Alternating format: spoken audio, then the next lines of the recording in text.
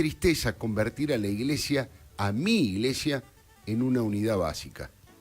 Un abogado prestigioso formado en las parroquias y en las misas sintió vergüenza ajena, pidió reservas sobre su identidad y me dijo: lo único que falta es que decreten que el nuevo santo patrono del trabajo sea San Moyano y no San Cayetano. A esta altura poco importa quién dijo la verdad entre Pablo Moyano y el obispo Agustín Radrizani, dos feroces críticos del gobierno de Mauricio Macri. El capo de Independiente y de los camioneros, apodado El Salvaje, aseguró que esta misa no se podría haber realizado sin la venia del Papa. Y el religioso, que en su momento agradeció a Cristina por los 120 millones de pesos que le dio para poner en valor la hermosa Basílica de Luján y que además apoyó la ley de medios K, mediante un comunicado negó cualquier tipo de injerencia del Papa Francisco. Juró que Bergoglio no estaba al tanto y se hizo cargo de toda la responsabilidad por esa misa insólita que abrió una grieta profunda en la propia feligresía católica. Digo grieta porque un obispo que aprecio mucho, por lo bajo, me preguntó cómo es posible que el vicario de Cristo en la tierra tuviera como vocero a un muchacho descontrolado, patotero y acusado de lavado de dinero y asociación ilícita. A esta altura no hace falta explicar si el Papa estaba enterado o no de la misa. Está claro que el Papa, fiel a su militancia peronista en Guardia de Hierro durante su juventud, resolvió hace tiempo empujar a la Iglesia argentina hacia esa camiseta partidaria. A esta altura eso no tiene discusión, es una realidad que la mayoría de las autoridades eclesiásticas tienen ese pensamiento ideológico. En la Basílica de Luján estaban los mejores amigos del Papa en el peronismo, los más irracionales integrantes del Club del Helicóptero, y el discurso de Radizani fue la culminación de un rosario de hechos en el mismo sentido y la confirmación de que estaban más cerca de las 20 verdades peronistas que de los 10 mandamientos. De hecho, lo más inquietante fue que entre sus críticas el obispo a cargo de la diócesis, Mercedes Luján, no tuvo una palabra de condena hacia la corrupción más grande de la historia democrática. Fue como si hubiera olvidado el 7º mandamiento de no robarás. Radizani se encargó de criticar al Fondo Monetario, al plan económico del oficialismo, pero lo verdaderamente imperdonable es que se puso como protector de los delincuentes cuando dijo textualmente: sufrimos un poder judicial que cree que hacer justicia es desechar la presunción de inocencia. ¿Escuchó bien? Radrizani salió en defensa de los presos por la corrupción. Dice que la Iglesia, que la justicia desechó la presunción de inocencia. ¿A quién se habrá referido el obispo? ¿Al millonario estafador de los pobres, el Caballo Suárez, que tenía su despacho tapizado de fotos del Papa y que había armado una radio que bautizó con el nombre de Francisco? ¿Quién está padeciendo el desecho de la presunción de la inocencia? ¿Lázaro Báez, que se levantó y anduvo hasta concretar robos de dimensiones bíblicas? ¿Julio Devido? No sé, Radrizani todavía no explicó con claridad qué pasó en el monasterio, donde otro preso perseguido político llamado José López intentó esconder $9 millones por orden de Cristina, según él mismo confesó. Creo que este es el corazón de la desilusión que muchos católicos sienten y es el mensaje más peligroso de este sector de la Iglesia. Su opción por los pobres no la discuto. Por el contrario, me parece lo mejor de la religión. Sí me parece extraño que ingresen en territorio técnico, que cuestionen determinados modelos económicos. Me encantaría preguntarle a Radrizani cuál es el modelo que él prefiere. ¿El que llevó adelante Daniel Scioli en Buenos Aires? Pregunto porque ayer el exgobernador estaba en la primera fila sentado y dejó la provincia quebrada y fundida. ¿Prefiere el modelo del chavismo venezolano? Pregunto porque ayer estaba en Guado de Pedro por la Cámpora, ayudó a oficiar misa el ex titular del Cedronar de Cristina, el padre Juan Carlos Molina, y estaba Daniel Catalano también, el dirigente que usa camperas de Venezuela en los actos de la CTA. O tal vez el obispo se inclina por un gobierno como el de Alicia Kirchner en Santa Cruz, donde está todo tan floreciente para los más humildes. De todos modos, este tema tampoco me parece el más trascendente.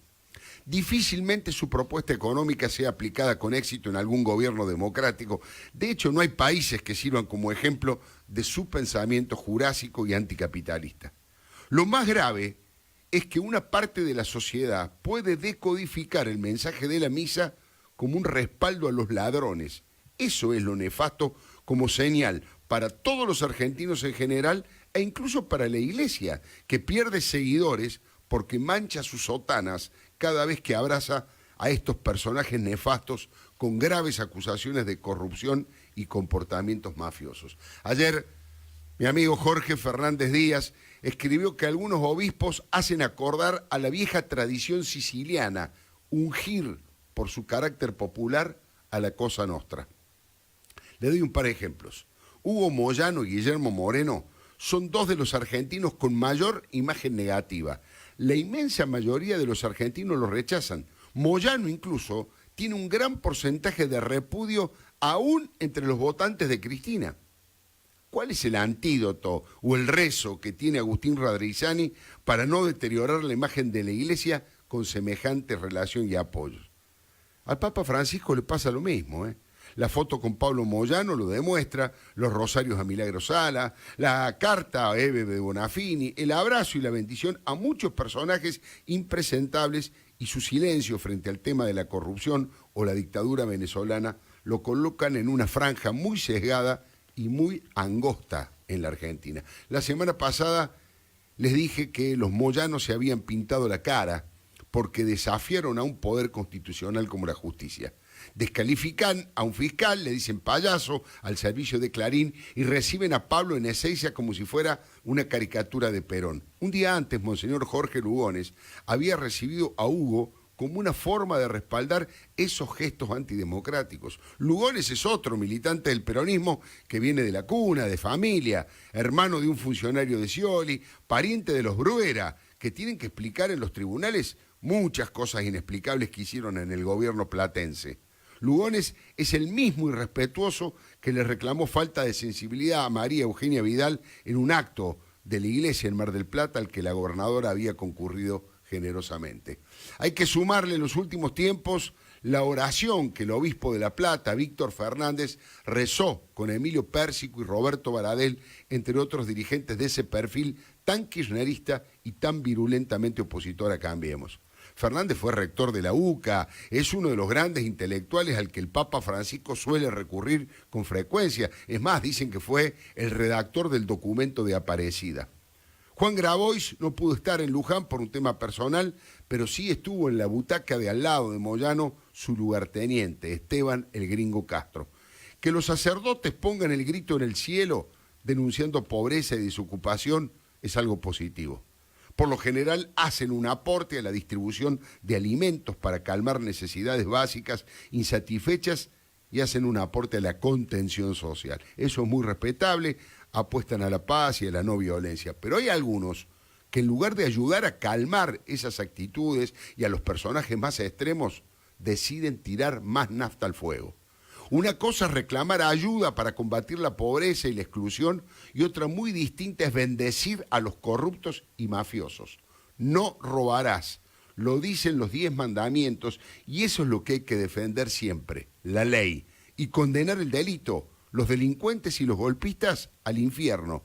La Iglesia no puede actuar como defensora de Cristina ni de Moyano o de sus hijos, ni corruptos ni golpistas, para consolidar la República, ni corruptos ni golpistas, ni en el cielo ni en la tierra. Le doy mi palabra con Alfredo Leuco, por Mitre. Hoy Jorge Osona se toma un café con Leuco. Vamos al grano. El aroma de Café 5 Hispanos te acompaña desde siempre y le da sabor a tu vida. Café 5 Hispanos, el auténtico sabor argentino. Jorge Osona es historiador, docente e investigador de la Universidad de Buenos Aires y además miembro del Club Político. Osona, muy buenas tardes. Alfredo Leuco lo saluda aquí en Radio Mitre. ¿Cómo le va? Un gusto, Alfredo. Igualmente. Osona, mire, yo lo estoy convocando para escuchar sus reflexiones porque tengo entendido y he leído muchas de sus columnas y advierto que usted tiene un nivel de experiencia y de reflexión muy profundo y muy interesante respecto de esta relación que hoy está tan cuestionada entre los movimientos sociales, por ejemplo, muchos de